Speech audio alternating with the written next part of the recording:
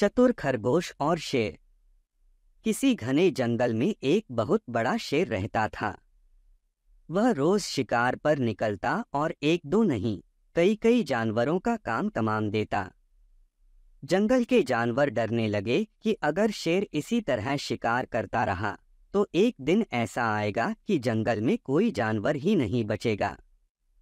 सारे जंगल में सनसनी फैल गई। शेर को रोकने के लिए कोई न कोई उपाय करना जरूरी था। एक दिन जंगल के सारे जानवर इकट्ठा हुए और इस प्रश्न पर विचार करने लगे। अंत में उन्होंने तय किया कि वे सब शेर के पास जाकर उनसे इस बारे में बात करेंगे। दूसरे दिन जानवरों का एक दल शेर के पास पहुंचा। उनको अपनी ओर आते देख शेर घबरा गया और उसने गरजकर पूछा, क्या बात है? तुम सब यहाँ क्यों आए हो? जानवर दल के नेता ने कहा, महाराज, हम आपके पास निवेदन करने आए हैं। आप राजा हैं और हम आपकी प्रजा। जब आप शिकार करने निकलते हैं तो बहुत जानवर मार डालते हैं। आप सबको खा भी नहीं पाते। इस तरह से हमारी संख्या कम होती जा रही है।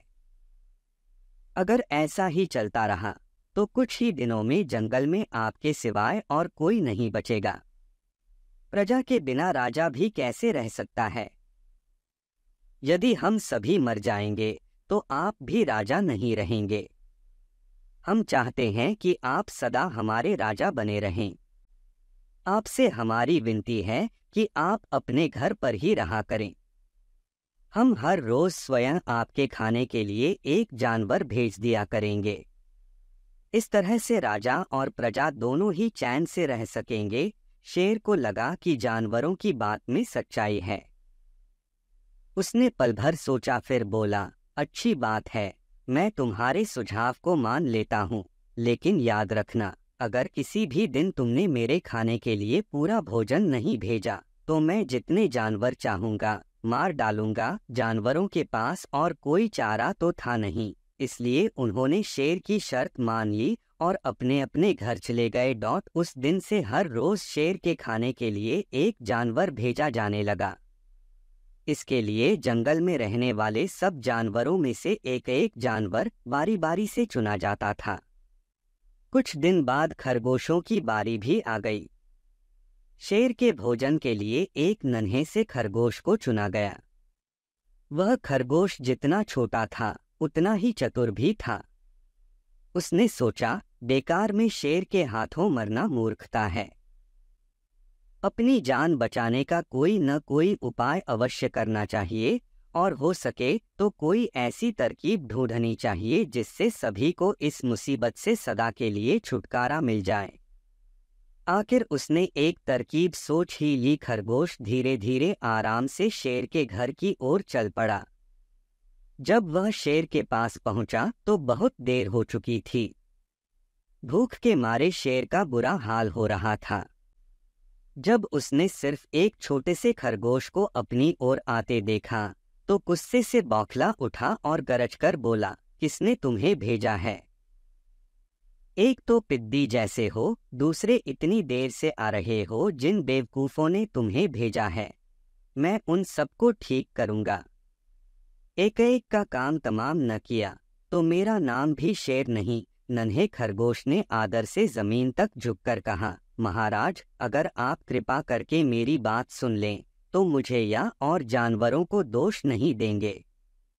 वे तो जानते थे कि एक छोटा सा खरगोश आपके भोजन के लिए पूरा नहीं पड़ेगा, इसलिए उन्होंने 6 खरगोश भेजे थे, लेकिन रास्ते में हमें एक और शेर मिल गया। उसने 5 खरगोशों को मारकर खा लिया। यह सुनते ही शेर दहाड़कर बोला, क्या कहा? दूसरा शेर? कौन है वह? तुमने उसे कहाँ देखा? महाराज, वह तो बहुत ही बड़ा शेर है, खरगोश ने कहा। वह जमीन के अंदर बनी एक बड़ी गुफा में से निकला था। वह तो मुझे ही मारने जा रहा था, पर मैंने उससे कहा, सरकार, आपको पता नहीं कि आपने क्या अंधेर कर दिया है। हम सब अपने महाराज के भोजन के लिए जा रहे थे, लेकिन आपने उनका सारा खाना खा लिया है। हमारे महाराज ऐसी बातें सहन नहीं करेंगे। वे जरूर यहाँ आकर आपको मार डालेंगे। इस पर उसने पूछा, कौन है तुम्हारा राजा? मैंने जवाब दिया, हमारा राजा जंगल का सबसे बड़ा शेर है। महाराज मेरे ऐसा कहते ही वह गुस्से से लाल पीला होकर बोला, बेवकूफ, इस जंगल का राजा सिर्फ मैं हूँ। यहाँ सब जानवर मेरी प्रजा हैं। मैं उनके साथ जैसा चाहूँ वैसा कर सकता हूँ। जिस मूर्ख को तुम अपना राजा कहते हो, उस चोर को मेरे सामने हाजिर करो। मैं उसे बताऊंगा कि असली राजा कौन है।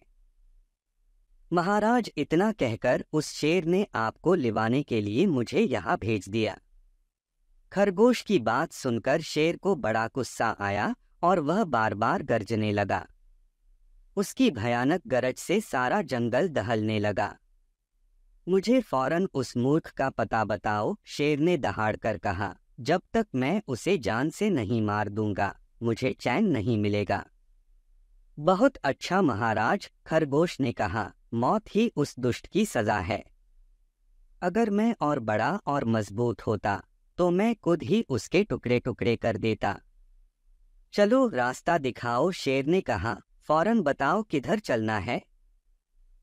इधर आइए महाराज, इधर। खरगोश रास्ता दिखाते हुआ शेर को एक कुएं के पास ले गया और बोला, महाराज, वह दुष्ट शेर जमीन के नीचे किले में रहता है। जरा सावधान रहिएगा।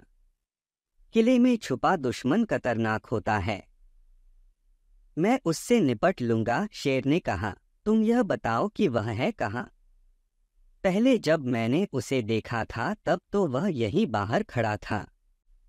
लगता है आपको आता देखकर वह किले में घुस गया है।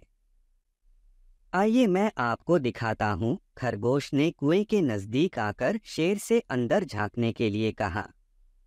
शेर ने कुएं के अंदर झांका तो उसे कुएं के पानी में अपनी परछाई दिखाई दी। परछाई को देखकर शेर जोर से दहाड़ा।